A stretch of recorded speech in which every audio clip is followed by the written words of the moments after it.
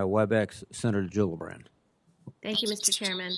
Mr. Camarillo, I appreciate your remarks that you said regarding the Fort Hood report and sexual violence within the military. And we know that we've made hundreds of legislative changes over the last several Congresses, over the last decade, and it's done very little to improve the command climate and the abilities of the military to handle these complex crimes like murder, especially the murder of Vanessa Guillen. So I was heartened to see that the Army has followed some of the recommendations that President Biden's independent review commission has made, including civilianizing the leadership of the Army Criminal Investigation Division.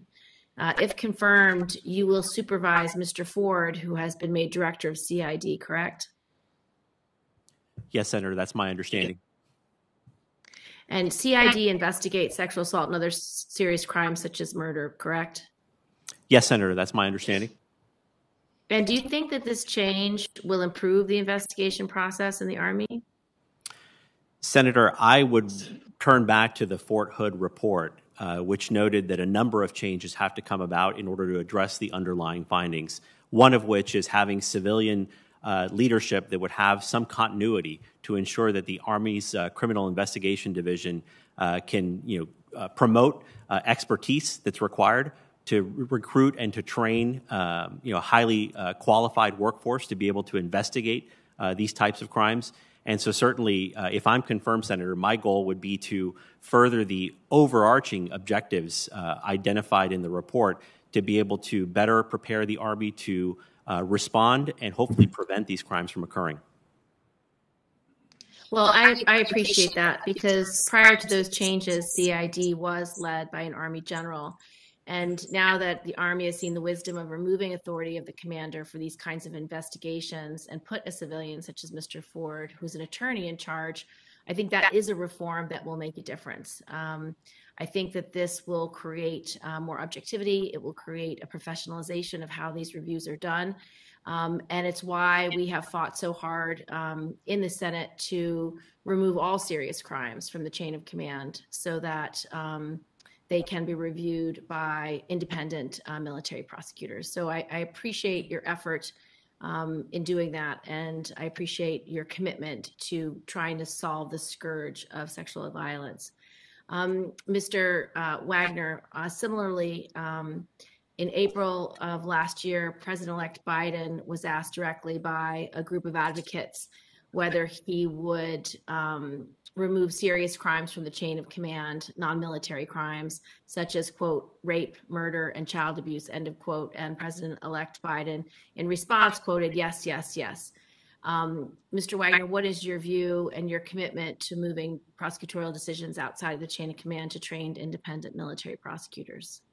Senator, there's clearly significant value towards moving crimes out of the chain of command with respect to sexual violence. I support Secretary Austin and Secretary Kendall's focus on those issues. I'll have to look into the data regarding some of these other crimes, but as you've pointed out previously, and I'm aware, the prosecutions of some of these crimes have disproportionate impacts based on race. And earlier this year, the Air Force came out with its first racial disparity review.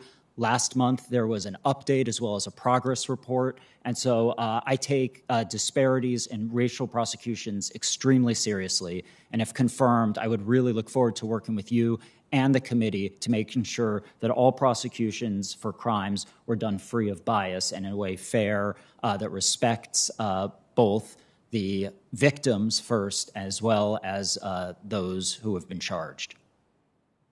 I appreciate that very much, Mr. Wagner.